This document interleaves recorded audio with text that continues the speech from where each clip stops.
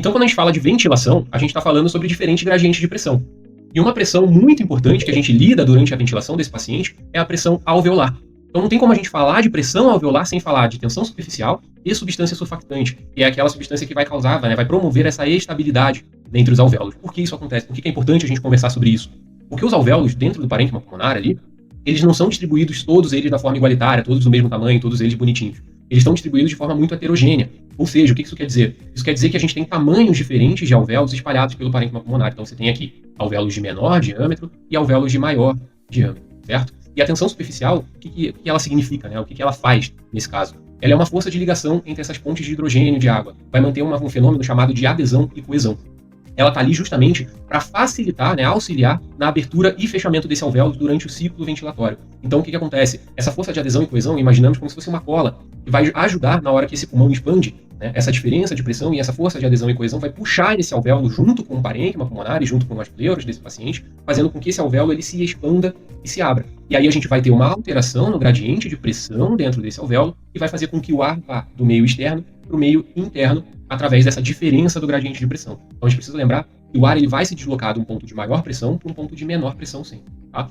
E depois, quando esse paciente expira, essa força de adesão e coesão ela faz com que esse alvéolo se feche novamente, até pelas forças elásticas do pulmão, que é uma característica específica dessa estrutura. Só que o que acontece? Por ter essa força de adesão e coesão, isso acontece também na parte interna. Então, se esse alvéolo ele se aproxima muito das bordas, ele tem uma tendência ao colabamento. Tá? Então, apesar de ser algo que facilite a abertura, ele também facilita o fechamento do alvéolo, predispondo esses alvéolos, principalmente de menor diâmetro, ao colabamento alveolar, certo?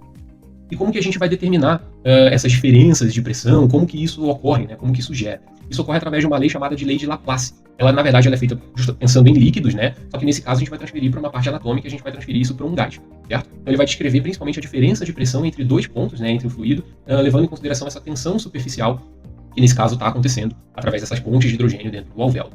O que a gente consegue, digamos assim, resumir disso, tá? A lei de Laplace ela diz pra gente que quanto menor é o raio desse alvéolo, então a gente tem um diâmetro e o raio alveolar.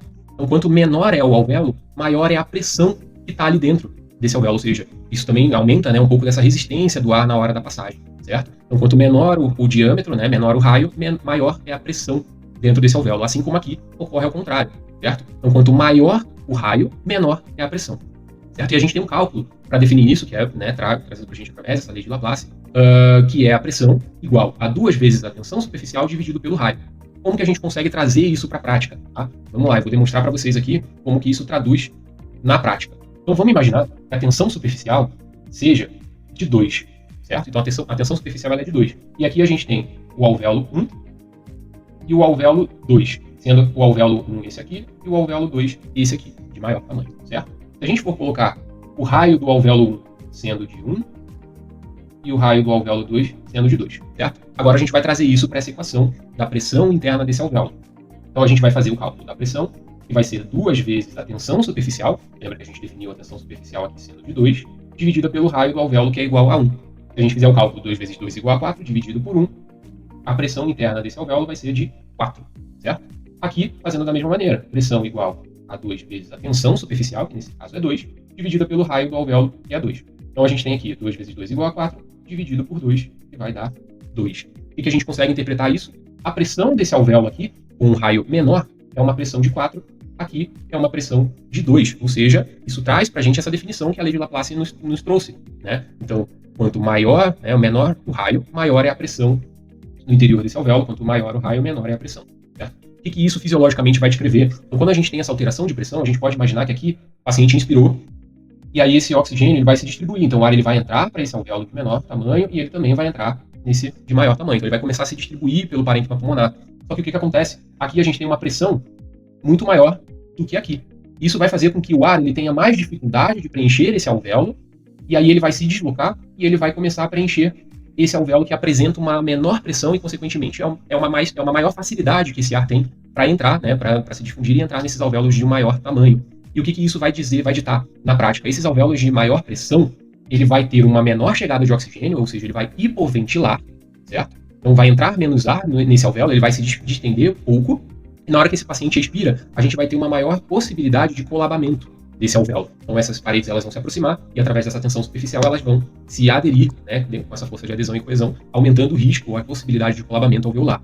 Já esse alvéolo de maior tamanho, maior raio, então ele vai, como o ar ele vai passar por aqui, né, por esse alvéolo vai se difundir para cá, ele vai ter uma tendência de se hiperdistender. Então ele vai hiperventilar, ou seja, ele vai aumentar, né, vai começar a crescer, ele vai chegar numa pressão, né, vai chegar uma quantidade muito grande de ar nesse alvéolo, aumentando o risco de lesão alveolar e, consequentemente, de rupturas e outras alterações ali nesse local. Então, a tensão superficial ela é uma força que facilita, mas ao mesmo tempo acaba atrapalhando, porque pode gerar essa alteração de pressão, fazendo com que alvéolos menores hipoventilem e alvéolos maiores hiperventilem, fazendo esses alvéolos pequenos colabarem e os alvéolos maiores se hiperdistenderem, podendo levar a lesões e a rupturas alveolares com relação a isso.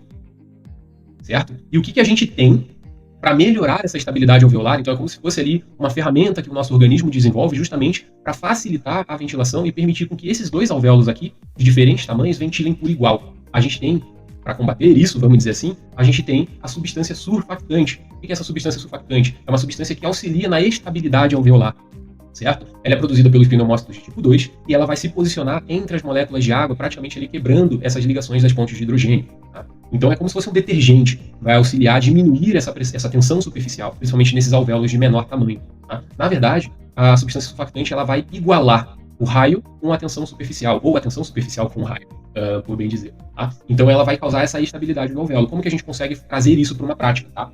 Então vamos de novo. A gente vai fazer o seguinte, lembra que eu falei que a tensão superficial era de 2 anteriormente? A gente vai ignorar isso, tá? Porque nesse caso a gente vai estar tendo ação da substância surfactante aqui, né, nesse alvéolo. Então a gente pode de novo chamar esse aqui de alvéolo 1 e esse aqui de alvéolo 2, aonde o alvéolo 1 vai ter o raio de 1, seguindo tudo igual a gente fez a outra vez, eu vou usar esse outro pontinho aqui.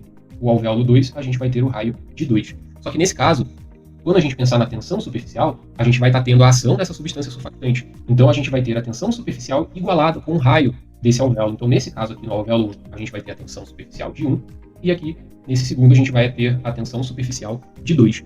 Quando a gente for calcular a pressão alveolar, então lembrando, a fórmula da pressão alveolar ela é 2 vezes a tensão superficial dividida pelo raio. Vamos colocar aqui da mesma forma para ninguém se perder, pelo raio. Então, a gente vai calcular sendo 2 vezes a tensão superficial, que nesse caso aqui vai estar sendo de 1, dividida pelo raio, e é 1. Então, 2 vezes 1 igual a 2, dividido por 1, a gente vai ter uma pressão de 2. Nesse caso aqui, no segundo alvéolo, de maior tamanho, a gente vai ter uma pressão de 2 vezes a tensão superficial, que nesse caso, como igualou, também vai ser de 2, dividido pelo raio do alvéolo, que é 2. 2 vezes 2, 4, dividido por 2, a gente vai ter uma pressão de 2. Então, isso demonstra para a gente que, através da substância surfactante, a gente vai ter a mesma pressão em ambos os alvéolos pulmonares. Isso vai fazer com que, na hora que esse paciente inspire, esse ar ele se difunda de forma igualitária entre os dois alvéolos, fazendo com que o alvéolo menor não tenha mais essa hipoventilação e esse alvéolo maior não tenha mais essa hiperventilação, diminuindo as chances de colabamento alveolar desses alvéolos menores e evitando a hiperdistensão, a lesão e a ruptura desses alvéolos de maior tamanho.